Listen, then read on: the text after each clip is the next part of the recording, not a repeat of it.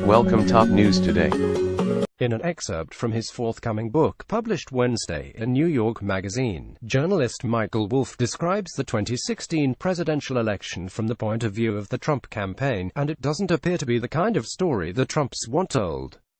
It's an alleged behind-the-scenes look at how Donald Trump, his family, and his staff were not expecting to win the presidency. Melania cried the night Trump won the election, according to Wolff, and he writes that those weren't happy tears. Many people are questioning the validity of Wolff's book, however, particularly after noticing a passage about Trump not knowing who John Boehner is. The president has tweeted about the former Speaker of the House over the years. And the First Lady's press secretary, Stephanie Grisham, denies the anecdote about Melania crying on election night. She tells Bustle that Wolff's book is clearly going to be sold in the bargain fiction section. Mrs. Trump supported her husband's decision to run for president and in fact, encouraged him to do so. She was confident he would win and was very happy when he did. But Wolff's account of the night of November 8, 2016, is very different. Don Jr. told a friend that his father, or DJT, as he calls him, looked as if he had seen a ghost. Wolff writes, Melania was in tears, and not of joy. He went on to describe the range of emotions Trump experienced after winning the presidency. There was, in the space of little more than an hour, a befuddled Trump morphing into a disbelieving Trump and then into a horrified Trump.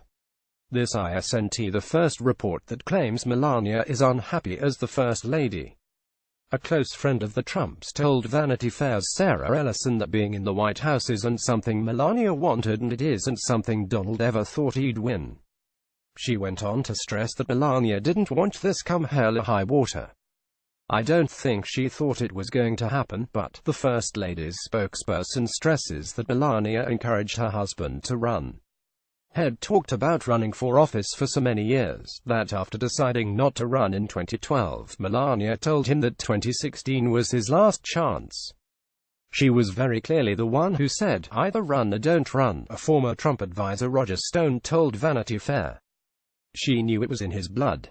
He always wanted to run. She is the one who pushed him to run just by saying run or do not run. I don't think she was ever too crazy about it. People have been speculating since the Trumps took office that Melania is less than thrilled with her new role. And, of course, there's the now infamous gif of the First Lady slapping the president's hand away when they arrived at the Ben Gurion International Airport in Tel Aviv. That didn't help stem the rumors that Melania is unhappy in her marriage and never wanted to be in politics. Even Trump's first wife, Ivana, said Melania doesn't want to be involved in her husband's political career. What is he going to do with his third wife? She told the New York Daily News when Trump was considering running in 2015. She can't talk, she can't give a speech, she doesn't go to events, she doesn't want to be involved. While the details from Wolff's book seem plausible given other reports of Melania not wanting to serve in the role, many journalists are telling readers to take his account with a grain of salt. He's the founder of gossip news site Newser, which has long been criticized for the way it reports the news. Yet, still, there will be people convinced Melania is miserable. So much so, that the Free Melania movement was born.